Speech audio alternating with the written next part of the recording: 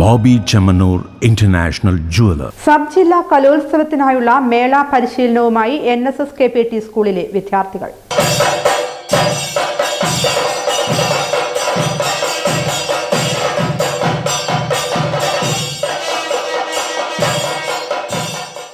School കലോത്സവത്തിന് ശേഷം sub ജില്ലാ കലോത്സവത്തിന് വേണ്ടിയുള്ള പരിശ്രമത്തിലാണ് ഇവർ.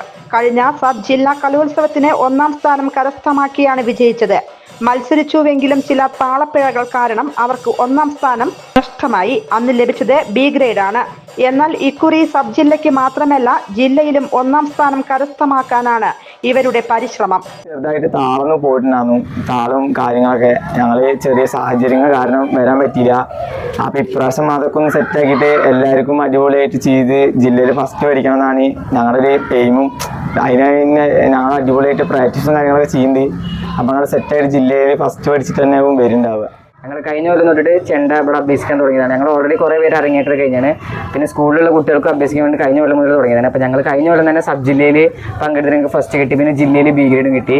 ജില്ലയിൽ B ഗ്രേഡ് കിട്ടാനുള്ള കാര്യം ഞങ്ങൾക്ക് അന്ന് കുറച്ച് ബുദ്ധിമുട്ടുകളുണ്ടായിരുന്നു. അപ്പോൾ അതൊക്കെ ശരിയാക്കിയിട്ട് ഇപ്രാവശ്യം ഞങ്ങൾ എല്ലാവരും നേരാണോ കൊട്ടി സബ് ജില്ലയിലും ജില്ലയിലൊക്കെ ഫസ്റ്റ് മേടിക്കുന്നുണ്ട്. കഴിഞ്ഞ 4 ആഴ്ചകളായി സബ് ജില്ലാ കലോത്സവത്തിനുള്ള പരിശ്രമം ആരംഭിച്ചിട്ട്.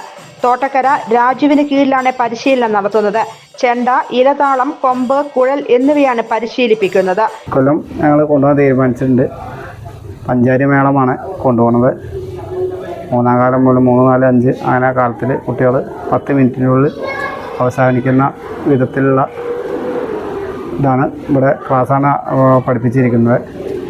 അതിന് റെഗുലറായിട്ട് ക്ലാസ് ഇങ്ങനെ കൊട്ടണമുണ്ട്. അപ്പോൾ അത്യാവശ്യം ഡെയിലി ക്ലാസ്സുകളുണ്ട്. എല്ലാ അനുഗ്രഹങ്ങളും എല്ലാവിധ ആശംസകളും. NSS KPT സ്കൂളിലെ 9, 10 ക്ലാസ്സുകളിലെ വിദ്യാർത്ഥികളായ ആദർശ്, അക്ഷയ്, അദ്വൈത്, ശ്രീഹരി, അക്ഷയ് രാജ്, അഭിജിത്ത്, അഖിലേഷ് എന്നിവരടങ്ങുന്ന ടീമാണ് മത്സരത്തിൽ പങ്കെടുക്കുന്നത്.